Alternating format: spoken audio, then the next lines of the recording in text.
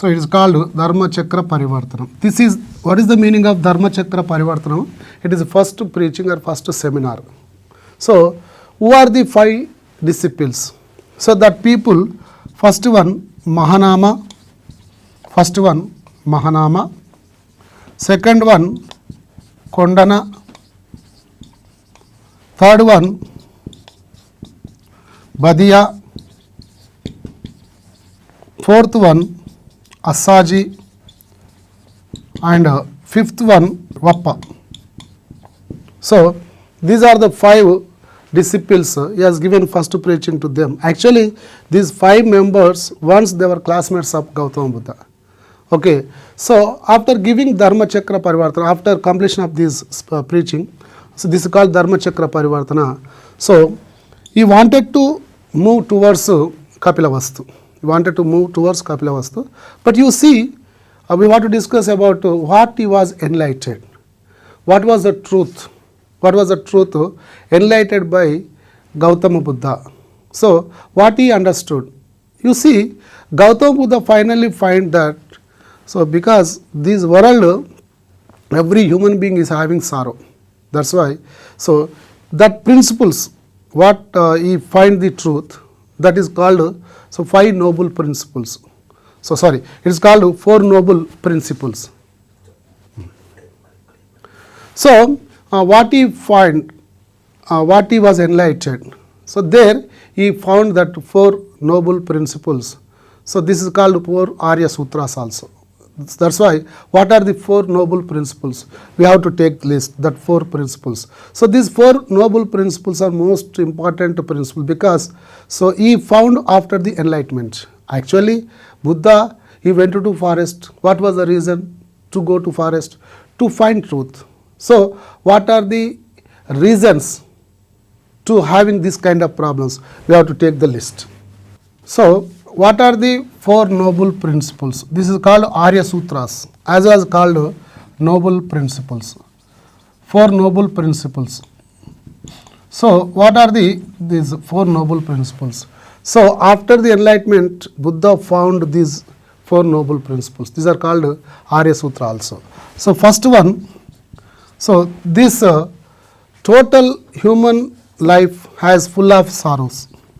So human life has full of sorrows. What is the reason? So it has the reason. So there is the reason. That reason is a desire.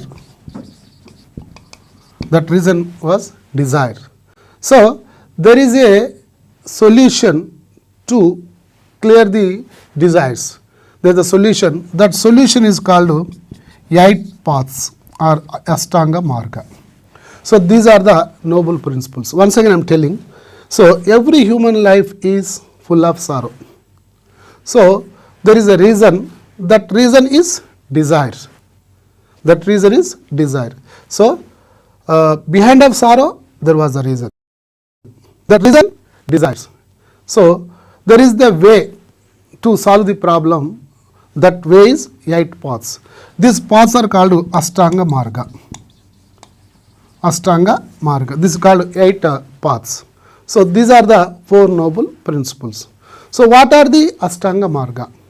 Whenever if we follow Ashtanga Marga, we will avoid our desire, we will avoid our sorrow. Whenever we are avoiding sorrow, we will be happy. That's why, so according to Buddha, we should follow 8 paths or Ashtanga Marga. What are the Ashtanga Marga? So here, so one by one we have to take the list. Ashtanga Marga. So first one, right speech. This is called Samyak Vak. Right speech also called Samyak Vak. So that is right speech. We should have correct speaking, and our speech should be perfect. That is right speech. And second, right knowledge. So many people will have the half of the knowledge. This is not correct. We should have right knowledge. So having right knowledge, so we will have the clarity. That's why the right knowledge. And third, right life or livelihood. or life. So Samyak Jivan, that is called right life or right livelihood. That's why we should spend correct life, because in this society so many people are not having perfect life. So we should spend a correct life, that is called right life or livelihood. And fourth, right action. So Samyak Kriya, right action. So our work should be perfect. Whenever our work is perfect, then we will have no problem. That's why, so we should have right action, right Kriya. And next, right vision. Right vision. This is the right drishti. So right vision means we have to understand everybody perfectly. This is the main thing. That's why right vision. And next, right we can say thinking, right thinking. Samyak alochana, right thinking, samyak alochana. Our thinking should be perfect, should be right. So that is right thinking. And right decision. So right decision. Samyak nischay. So we should have perfect decision. And last one, we should have the samyak dhyan, that is right meditation. So we should have meditation is only the way to having all these factors. That's why the eighth one, right meditation, right dhyan. So it is called right dhyan or meditation. So it is called right meditation or dhyan. These are called, so 8 paths are Ashtanga Marga. So this is called Ashtanga Marga. So 8 paths. So whenever we are following these 8 paths, these 8 steps, so then we don't have any kind of sorrow. Yes. So here we have 8 paths are Ashtanga Marga. First one, right speech. Also we can say Samyak Vak. In Buddhist language, we will have Samyak, Samyak, Samyak. But we are telling in English now, that's why it is called right. So Samyak Vak, right speech. And Samyak Jnana, right knowledge. And Samyak Jivan, right life or right living. And Samyak Kriya, right action. Samyak Drishti, right vision. Samyak Alochana, right thinking. Samyak Nischay, right decision. Samyak Dhyan, right meditation. So these are the 8 paths. These are paths found by Gautama Buddha. Because you see, according to these 4 noble principles, every human life is sorrow. It has the sorrow. And what is the reason to sorrow? There is a reason. The reason is desire. So whenever you are not having the desires, then your life will be perfect, will be happy. So for that reason, you have to follow 8 paths. That is called Ashtanga Marga. So this is the information given by Buddha's enlightenment. Okay. And next, we have to go for, whenever Buddha started from Saranath, so he established Sangha, Bauddha Sangha. This is called Bauddha Sangha. So Buddha established Bauddha Sangha. Because of, you see, there are so many followers. So many followers are following Gautama Buddha. That's why he started the Sangha. So this is Bauddha Sangha is the first religious Sangha in the world. Before Bauddha Sangha, this Bauddha Sangha, there were no any kind of religious groups. That's why, so this is Bauddha Sangha in the world, the first religious Sangha or group in the world. So whenever he started Bauddha Sangha, there are so many disciples that are joining in this Bauddha Sangha. But Buddha has given some rules and conditions. Whenever the people are seeking to take admission in the Sangha, there are some rules and conditions. Gautama Buddha proposed some rules and conditions. Especially woman is not eligible. Woman, so she is not eligible to take admission in Sangha. And second, the slaves, they should not have the right or should not have the freedom to take the admission in the Sangha. And dacoits or thieves, they won't have the chance to get the admission. And next, patients, deceased persons, they will also have no freedom, no right to take admissions. So like this, Buddha has proposed some rules and conditions who seeks to take admission in Bauddha Sangha.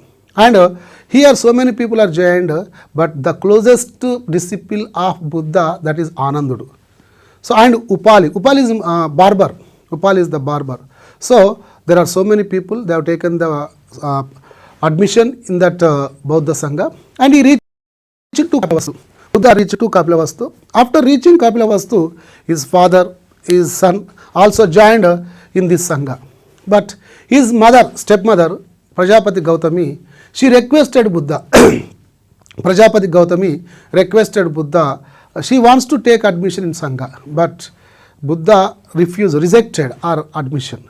So then Anandapala, his closest Shishya, that means disciple, he requested Buddha, sir, we take admission of mother.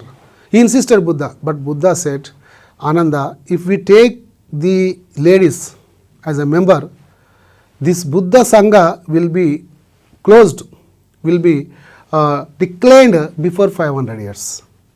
This is Buddha said. Whenever ladies are taking admission in our Sangha, it will be closed, it will be ended before 500 years. But anyhow, on the request of Ananda, Buddha has given the membership to Prajapati Gautami. So continuously his wife also joined in Sangha, and the prostituter, one prostituter also taken the membership in Bauddha Sangha. Her name was Amrapali. Amrapali, she was prostituter. She has taken the membership in Bauddha Sangha.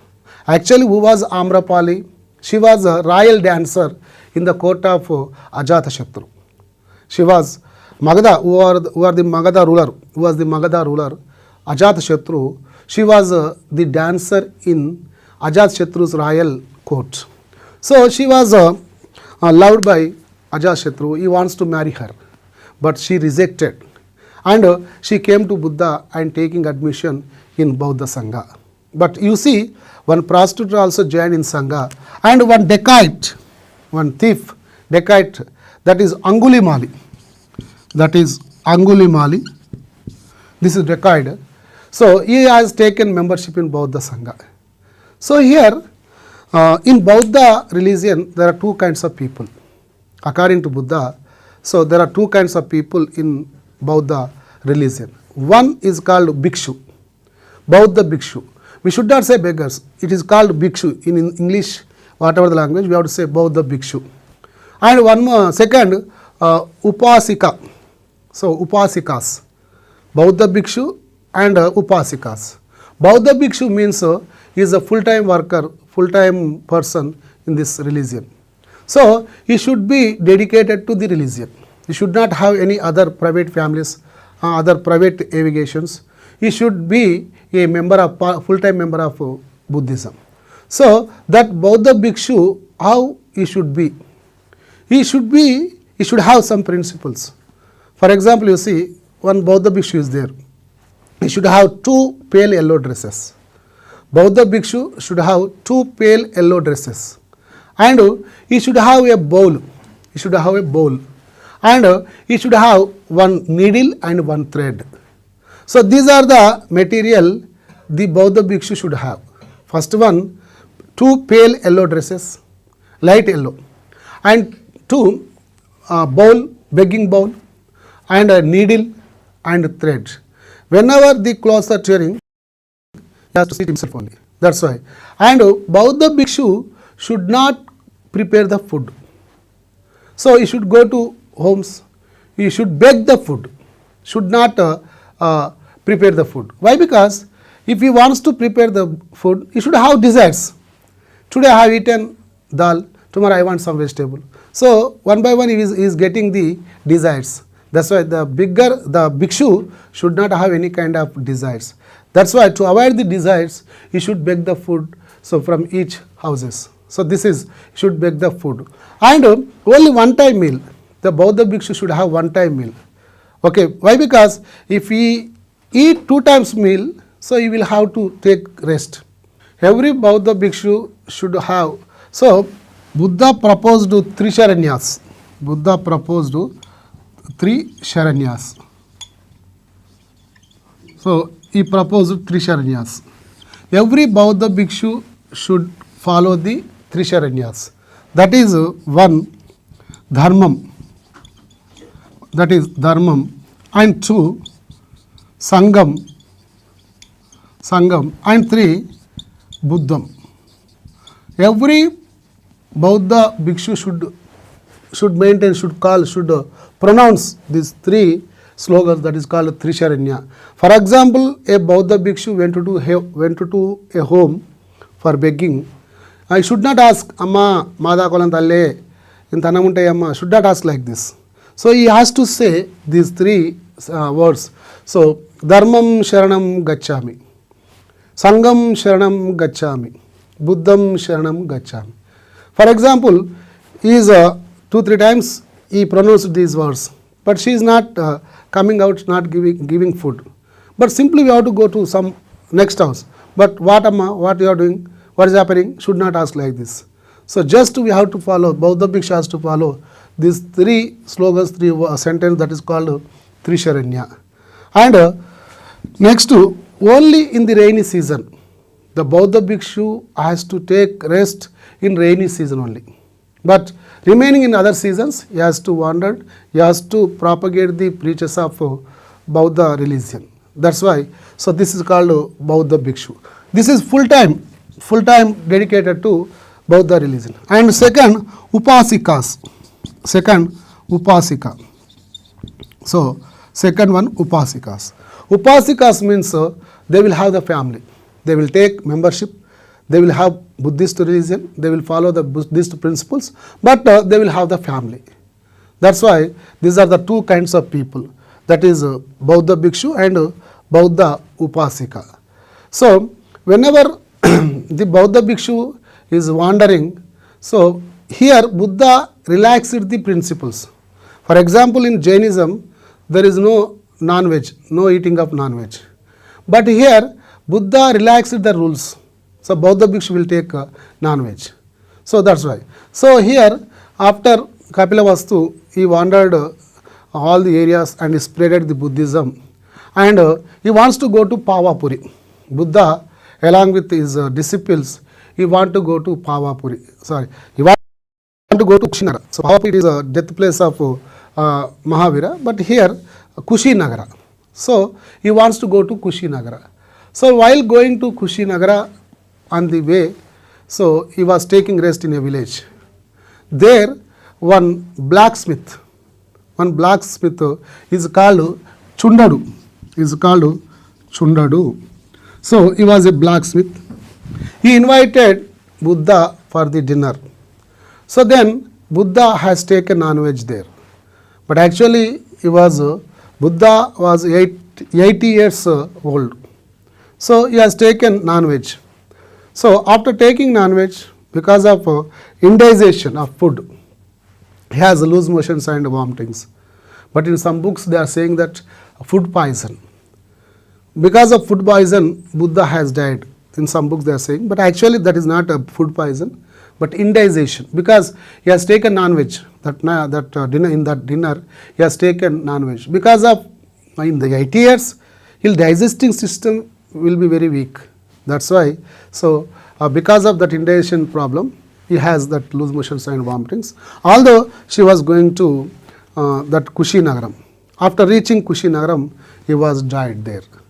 In Kushinagaram, Gautama Buddha, he was died at the age of 80 years. It is called Mahaparinirvanam. The death of Buddha is called Mahaparinirvanam. So it is called Mahaparinirvanam. So this is death of Buddha. According to Buddhist language, the death is indicating by Mahaparinirvanam. There are various symbols in Buddha's life indicating the main incidents in the Buddha's life. So, for example, you see birth of Buddha. Birth of Buddha, the symbol that is lotus. Lotus. If lotus is there, it is indicating birth of Buddha. That's why in Buddha's life, every instant is indicating by a symbol. So that is birth, it is lotus. And exit, great exit, this is horse. So this is horse.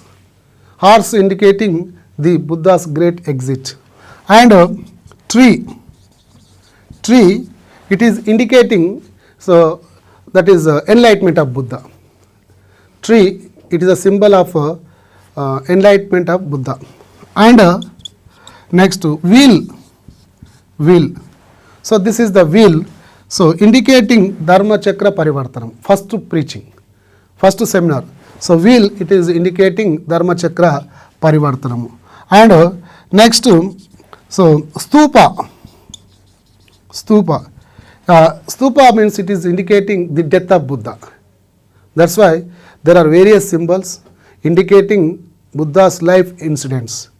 That lotus, birth, horse, great exit, tree, enlightenment, wheel, 𝗓𝗏𝗧 𝗃𝗅𝗺𝗀𝗻, and stupa, it is indicating Mahaparinirvanam.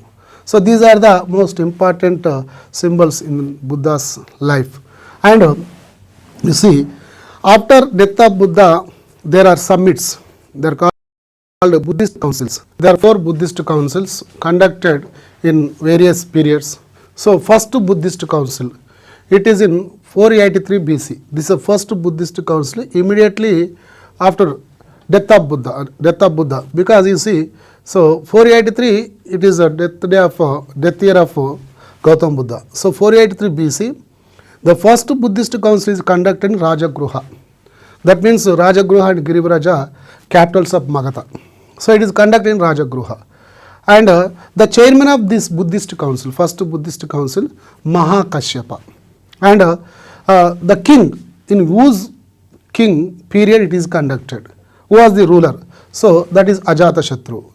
It is conducted in the period of Ajatashatru. That's why Ajatashatru was first king, has taken Buddhism in Indian history. Ajatashatru has taken the first taken Buddhism, is the first king in Indian history.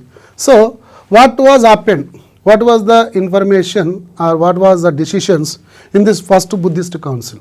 So Buddhist holy books, we have Buddhist holy books, they are called Tripitikas. Buddhist holy books are called Tripitikas. So there will be 3 Pitikas, that is called Tripitikas. These are Buddhist holy books. First 2 books are composed in this council. First 2 books, that is Sutta Pitika and Vinaya Pitika. Sutta Pitika is composed by Anandudu. Sutta Pitika is composed by Anandudu. He is a closest follower of Buddha. So Anandudu composed Sutta Pitika. And Upali, Barber, one of the follower of Buddha. So Barber, that is Upali. Upali composed Vinaya Pitika. So this is the first Buddhist Council, 483 BC, Rajagruha, Mahakashyapa, Ajatashatru, and Sutta Pitika, Vinaya Pitika. And second Buddhist Council, it is in 383 BC, exactly 100 years later, after 100 years. So it is conducted in Vaishali, and chairman was Sabakami. So king was Kalashoka. Here what was the information? The Buddhism has the first split, that is Mahasangikulu and Theravadalu. Mahasangikulu means who want the change, that is called Mahasangikulu, and Theravadalu who follows the traditional system, that is Theravadalu. So this is the first split. So in 383 BC, the second Buddhist Council is conducted at Vaishali, and chairman was Sabakami, and period, who was the king, that is Kalashoka, Shishunaga dynasty. Kalashoka belongs to Shishunaga dynasty. He was a great king among Shishunaga rulers. So in his period, the Buddhist second council is conducted. There is important point is there, that is a split of Buddhism, that is Mahasangikulu and Theravadalu. So this is the second Buddhist council.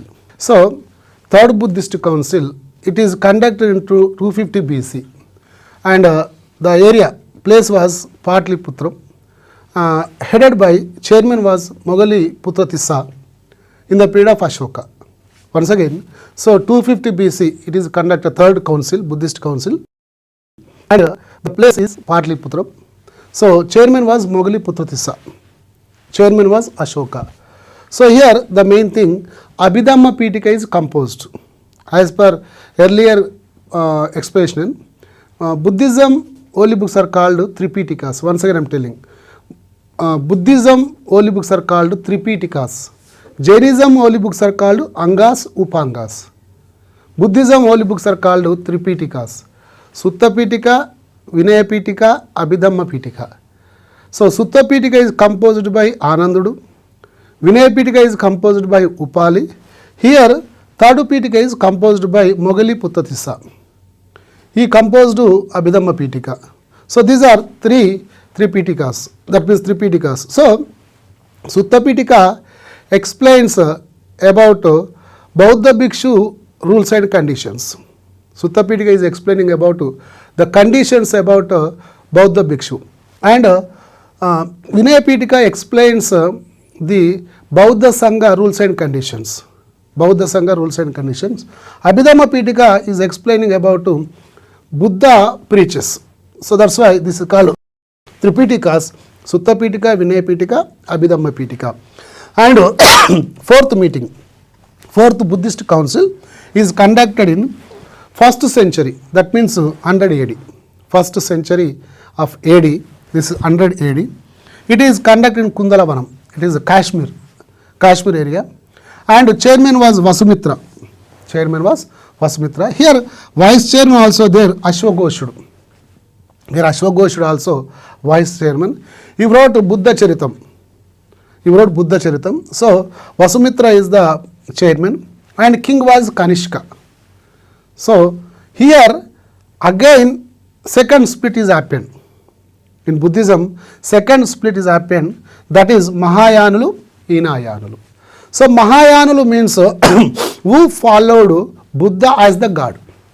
Mahayanalu means who follow Buddha as God, who believe Buddha as God. And Hinayanas means who believe Buddha as a prophet. They believe the preachers of Buddha only. This is the difference. Mahayana means they believe Buddha as a God. So Hinayanas, they believe Buddha is a prophet. They follow the preachers of Buddha only. So Mahayana Buddhism is proposed. Mahayana Buddhism is proposed by Acharya Nagarjuna. So Acharya Nagarjuna went to this fourth summit, fourth Buddhist council. So he proposed Mahayana Buddhism. So Mahayanalu, they believe, they follow the Sanskrit. They follow the Sanskrit. And Hinayanalu, they follow the Prakruta. So here we can see Buddha preaches, total Buddha preaches in Pali language. That is Prakruta, Pali language. So Mahavira preaches, it is also in Prakruta language, but it is Ardhamagadi language. We should remember, Mahavira used Ardhamagadi language, Buddha used Pali language. Because they have not used the Sanskrit language. Because of Sanskrit domination, they started these religions. That's why they have given the importance to Prakruta. That's why here Mahayanas, they follow Sanskrit. Hinayanas, they follow Prakruta. So this is four Buddhist councils. So we may have question from this area, this sector. That's why we should by heart all the dates, areas, who was the chairman, who was the king, and what is the important part in that meetings. So this is fourth Buddhist council. After fourth Buddhist council, there are no other Buddhist councils. So this is, we can say, Buddhist councils. Holy places regarding Buddhism. There are four holy places regarding Buddhism. First one, Chaityas. So first one, Chaityas. So second one, Stupas. And third one, Viharas. And fourth one, Aramas. So these are the holy place of Buddhist people or Buddhism. So Chaityas. So Chaityas means here, the prayer houses of Buddhism people. So this is called prayer houses. Chaityas means prayer houses. And stupas. Stupas means this is the holy place of Buddhism people, which is constructed on the limbs or organs of body of Buddha or other monks. So for example, stupa, how it looks. So stupa means it will be like this. This is called stupa. So this is a stupa of Buddhism, Buddhist people. This is called stupa. So general stupa means it will not like a pillar. According to Buddhism, so stupa, this is the stupa. It will be constructed. It is constructed on the organs. Organs means here Buddha body parts. Maybe it is a skull, a piece of skull, or hair, teeth, even the nail also, bones, whatever the body organs of Buddha or other monks, body organs of Buddha's followers, other monks. So that parts will be under the stupa. So on that parts, the stupa will be constructed. So this is called Buddhist stupa. So in India, we have in India the oldest stupa in India, that is Tslprb. Tslprb is the oldest stupa. Tslprb, it is oldest stupa in the world also. Not only in India, it is in the world also. It is the oldest stupa. Tslprb, it is in Nepal. Tslprb, it is in Nepal. So and in Andhra Pradesh, South India, Bhattiprolu is the oldest stupa in South India. So Tslprb throughout world is the oldest, and South India Bhattiprolu. And biggest stupa in the world, that is Borobudur. This is the biggest stupa in the world. It is in Java, Indonesia, Java. So it is Java area, Borobudur. This is the biggest stupa in the world. In India, 𝗧-𝗦𝗔𝗧 stupa is the biggest stupa. So we have 4 stupas. Tslprb is the oldest in the world. It is in Nepal. And Bhattiprolu, so it is in South India, that means in Bhattiprolu. So this is the oldest stupa in South India. And biggest stupa in the world, that is Borobudur, it is in Java. And in India, 𝗧-𝗦𝗔𝗧 stupa, it is biggest stupa. So these are the stupas. And vihara. Vihara means the residence of Buddha monks. Vihara is called the residence of Buddha monks. And arama is the rest houses of Buddha monks. So these are the holy places of Buddhism: Chaitya, Stupa, Vihara, Arama. So here we have forms of Buddha, that is called shape of Buddhas. So there will be different forms. For example, Buddha is in meditation style. So he is in meditation style. Maximum Buddha statues will be like a meditation style, dhyana. So yoga style, dhyanam style. It is called 𝗹𝗁𝗪𝗺 Buddha. 𝗹𝗁𝗪𝗺 Buddha. 𝗹𝗁𝗪𝗺 means Buddha is in meditation style. So normally maximum statues of Buddha will be like a meditation style. This is called 𝗹𝗁𝗪𝗺 Buddha. And dancing style, there will be dancing Buddha, dancing style, dancing Buddha. That is called Amitabha Buddha. It is called Amitabha Buddha. Amitabha Buddha means the dancing style of Buddha. And Kustigarbha Buddha. So it is called Kustigarbha. Kustigarbha means Buddha having the weapon. Buddha will have the weapon, that is Vajrayudha. So Vajrayudha will Vajrayudha. So he will have weapon. So Buddha will catch the weapon and looking like a warrior, looking like a battle warrior. That's why that's called 𝗪𝗂 Buddha. And 𝗪𝗔𝗧 Buddha, this is called 𝗪𝗔𝗧 Buddha. 𝗪𝗔𝗧 Buddha, it means Buddha will have a book, is looking like a Jnana Buddha. It is called a Jnana Buddha, knowledge Buddha. That is a 𝗪𝗔𝗧 Buddha having book. Buddha will have the book. So Bodhisattva Buddha. Bodhisattva Buddha. Bodhisattva Buddha means the coming Buddha will be like Bodhisattva Buddha. That means there will be flowers, there will be designing. Buddha will be there. Around of Buddha there will be some designings. This is called Bodhisattva Buddha. It is coming shape of, coming form of Buddha. So these are the maximum forms of Buddha. Meditation Buddha, it is called 𝗹𝗁𝗺𝗁. Dancing Buddha, it is called Amitabha Buddha. So if you have Vajra, the weapon, it is called 𝗪𝗪 Buddha. And if he has a book, it is a Jnana Buddha. That means 𝗪𝗪𝗧 Buddha. And future Buddha, coming Buddha is looking like Bodhisattva Buddha. But what happened here, because of all these forms, the Brahmins, they kept Buddha's photo in the Dashavatara of Vishnu. Ninth, they have given ninth place to Buddha. Actually, after ending of Buddha, how Buddhism is declined, how Buddhism is collapsed. So that means Brahmins, they have given ninth place to Buddha. They have given ninth place to Buddha in the shape of, in the forms of Dashavatara.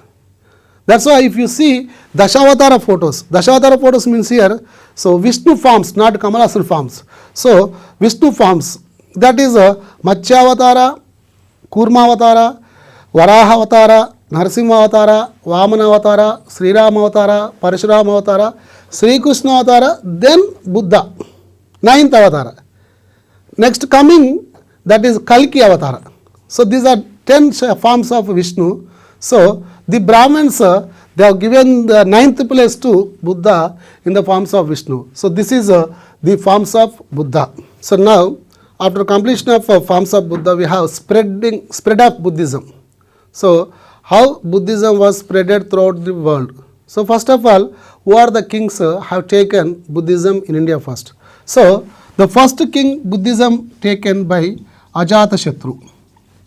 Ajatashatru has taken Buddhism. He is the first king has taken the Buddhism. Already in the earlier class I told about Ajatashatru. He conducted first Buddhist Council.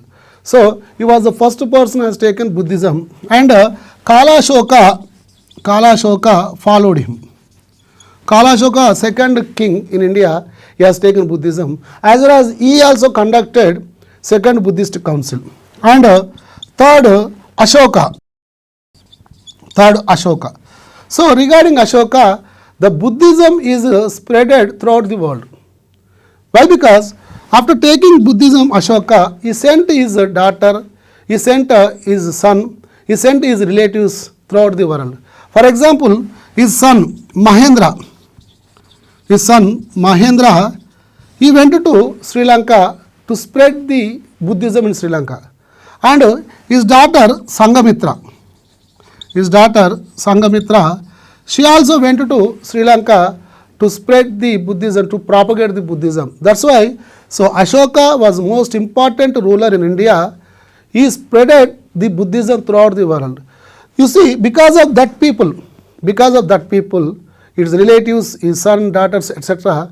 So Buddhism extended up to Sri Lanka, extended up to Nepal, extended up to Tibet, Burma, Thailand, Malaysia, Cambodia, etc. Southeastern countries, they are following Buddhism because of Ashoka. And after Ashoka, we have Kanishka. In the period of Kanishka, actually Kanishka was the founder. He came to India from that Central Asia. So Kanishka also, he has embraced, he has taken the Buddhism, and he conducted fourth Buddhist Council in Kundalavanam. That's why Kanishka also, one of the important king, embraced this Buddhism. And Harshavardhana. So Harshavardhana Harshavardhana also one of the important king after Guptas. Harshavardhana will followed after the Buddhas. He ruled India. So Harshavardhana also taken the Buddhism. So he conducted, Harshavardhana conducted Mahamoksha Parishad. For every 5 years, he conducted Mahamoksha Parishad. According to Yuan Tsang, so he said about Harshavardhana, I didn't see this kind of king in the world, because whenever he conducted Mahamoksha Parishad, so he used to give all the wealth, even the class also will be donated. So this is the Harshavardhana. He conducted Mahamoksha Parishad regarding the religion of the Buddhism. That's why, so Harshavardhana also the most important king has taken Buddhism. These are the most important kings, Ajashatru, Kalashoka, Ashoka and Kanishka, Harshavardhana. So these are the kings. Buddhism, it has spread throughout the world, but how it is ended, how it is declined. Because of after Buddhism, so the Brahmanism is again it is re-entered, and Bhagavata religion, Brahmana religion, both are entered after the Buddhism in Indian society. So in Bhagavata religion, it is called so Sri Krishna or Vasudeva religion. The people who is going to worship Sri Krishna, that is called Vasudeva religion. That is also called Bhagavata religion. So after Buddhism, effect of Buddhism, by the effect of Bhagavata religion, it is the fall down of Buddhism is started. And the Brahmanism. In the Brahmanism also, Brahmins are what they have done? They added Buddha as the 9th Dashavatara of Vishnu. That's why, so here the Brahmanism also dominated. Because of Brahmanism, this Buddhism slowly it is going to fall down. And in the Brahmanism we have Vaishnavism and Shaivism. So Vaishnavism means the people who prayed, who is going to pray the Vishnu or Vishnu forms, that is called Vaishnavism. After Buddhism, Brahmanas, they followed Vaishnavism. And some of the Brahmins, they followed Shaivism. So Shaivism means the people who follow the Shiva system and who praise the god Shiva. That is Shaivism. So because of Brahmanism, because of Bhagavata religion, the Buddhism, it has in India, it is going to fall down. That's why you see later, after some years, Buddhism developed in the foreign countries. But it has no place in birthplace. It has no place in birth country. So Buddhism, it was born in India, but there is no much existence of Buddhism in India. Because you see, today Sri Lanka, Nepal and Tibet, Burma, these are having a official language, official religion, that is Buddhism. So today Buddhism, it has 18 branches. Throughout the world, it has 18 branches. The most important branches, that is Mahayana, Hinayana. So in Tibet, we have Vajrayana, and in Nepal, we have Tantrikayana. That's why today in the world, the Buddhism has 18, near about 18 branches. But what I am going to say, what I am going to close the lesson, so Buddhism, it has born in India, but it is developed in foreign countries. So now we have one more chapter, that is 16 Grade Janapadas. So in 600 BC, as per the religious conditions, we have the rise of Buddhism and Jainism. In 600 BC, we have two kinds of chapters. One, the rise of Buddhism and Jainism. This is as per the religious aspects, religious conditions, and political conditions, as per the political aspects. As per political conditions, the 16 Grade Janapadas. In 600 BC, we have the rise of Buddhism and Jainism, and one more, that is we have 16 Grade Janapadas. So after the Vedic civilization, in the later Vedic civilization, we have to see, that is the Janapadas are started. But that Janapadas, after the Vedic civilization, after later Vedic civilization, Janapadas becoming strong. That's why in the 600 BC, we have 16 Grade Janapadas. among the 16 great Janapadas, 15 Janapadas they were in North India only. 15 Janapadas they were in North India only. One Janapada, that is Asmaka Janapada, it is in South India. So in between Krishna Godavari rivers, that area, right now what we are calling, that is Nizamabad Karimnagar area, that is Asmaka. It is one and only Janapada among 16 Janapadas which is occurred in South Indian area or in South India. So what are the 16 Janapadas? So I have to give the list and along with the capital cities. I will give the list and along with the capital cities. So we should remember, because why we have to learn these 16 great Janapadas. Among these 16 great Janapadas, Magadha is the strongest. So Indian administration starts from Magadha. That's why whenever we learn 16 Janapadas, then we go for the Magadha, rise of Magadha and Maurya Dynasty. Slowly one by one we can learn after this chapter. That's why first of all we have to learn 16 Janapadas. I will write what are the 16 great Janapadas. In that Janapadas we have first Anga. Anga. Second one we have Asmaka. Third one we have Avanti. Fourth one Kamboja. Fifth one Chedi. Sixth one Gandhara. Seventh one, that is Kashi. Eighth Kuru. 9 Kosala. 10 Magadha. 11 Matsya. 12 Malla. 13 Vatsa. 14 Vajji. 15 Shurasena.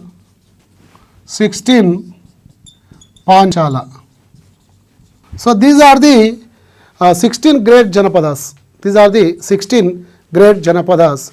So this is Anga, Asmaka, Avanti, Kamboja, Chedi, Gandhara, Kashi, Kuru, Kosala, Magadha, Matsya, Malla, Vatsa, Vajji, Shurasena and Panchala. So these are the 16 great Janapadas. So I want to say the capitals also. Just you take, you write down Anga, that is Champanagaram. Anga, it has the capital Champanagaram. Asmaka, it has the capital Protan. It has the capital Protan, Asmaka. You see, Asmaka, it is in between Nizamabad and Karimnagar districts. It is the one and only South Indian Janapada. So its capital Protan, right now it is called Bodhan. So that Protan, right now it is called Bodhan. And Avanti, Ujjain. Avanti has the capital Ujjain. Kamboja, Rayapuram. Kamboja, Rayapuram, capital. And Chedi, Shontivati. Chedi, Shontivati, capital. Gandhara, Takshashila. Gandhara, Takshashila. So Kashi, Varanasi. Kashi, Varanasi. Kuru, Indraprastha. So that means Delhi area. Kuru, Indraprastha. And Kosala, Sravasti. Kosala, Sravasti. Magadha, Rajagruham, Girivrajam, Pataliputram. It has three capitals. So Rajagruham, Girivrajam, Pataliputram. Matsya, it is Virata Nagaram. Matsya, it is Virata Nagaram.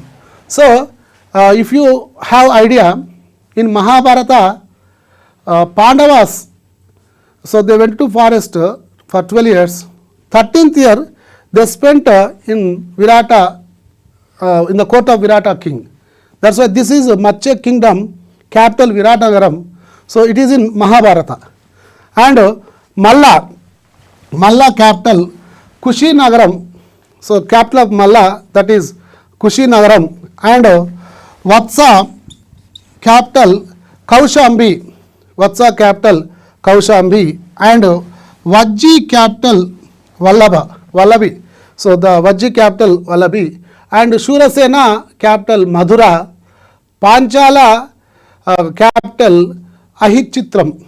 So Panchala capital Ahitchitram. So these are the 16 great Janapadas along with capitals. So here among all these 16 Janapadas, Magadha is the strongest. That's why after 600 BC, in 600 BC, Magadha is ruled by 3 dynasties. You see, in India, the first administration, centralized administration, perfect administration started from Magadha only. That's why Magadha is ruled by 3 important dynasties from 600 to 321 BC. 600 to 321 BC, Magadha is ruled by 3 dynasties, that is Aryanka dynasty, Shishunnaga dynasty, Nanda dynasty. So Aryanka dynasty, Shishunnaga dynasty, Nanda dynasty. These 3 rulers ruled Magadha. From 321 onwards, Maurya is started. So Maurya, it's became the greatest empire in India, first empire in India. That's why before that we have this Aryanka dynasty, Shishunnaga dynasty, and Nanda dynasty. In Aryanka dynasty we have Bimbisara, Ajatashatru especially. So Ajatashatru is son of Bimbisara. Bimbisara was founder of Aryanka dynasty. Ajatashatru, so he conducted first Buddhist council as per our earlier lesson. That's why in Magadha we have Ajatashatru is the most important king. Later Shishunnaga dynasty, in that Shishunnaga dynasty we have the important king Kalashoka. He is also called Kārka-varna. In Puranas, Kalashoka is called Kārka-varna. So he conducted second Buddhist council in Vaishali. So here in Shishunnaga dynasty we have that is Kalashoka. And lastly we have Nanda dynasty. Nanda dynasty is a founder of Nanda dynasty was, that is Mahapadmananda, and the last king of Nanda dynasty, that is Dhanananda. So Dhanananda having a different mentality, that's why Dhanananda is defeated by Chandragupta Maurya in 321 BC. So Chandragupta Maurya defeated Dhanananda, established Maurya dynasty. That's why, so this is 16 great Janapadas and Magadha administration. So in 321, Magadha ruling is completed by Nanda dynasty. So from 321 BC onwards, we have Maurya dynasty. Maurya dynasty starts from 321 BC. Chandragupta Maurya is the founder of Maurya dynasty. He killed Dhanananda.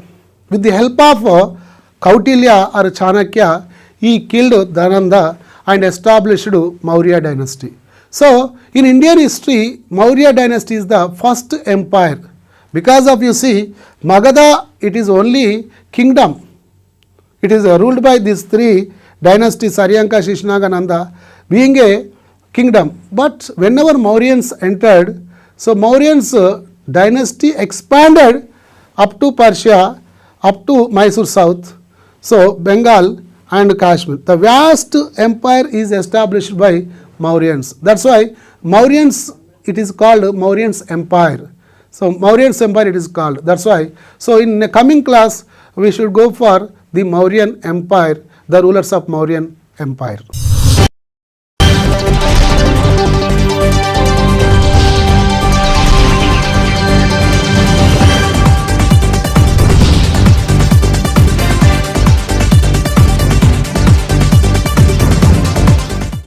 Normalisation ప్రక్రియ ఎందుకు చేయాల్సి వస్తుందంటే AR పోస్టులు ముఖ్యంగా ఏఆర్లో ఏం జరుగుతుందంటే 10% reservation for women ఉన్నది, horizontal reservation.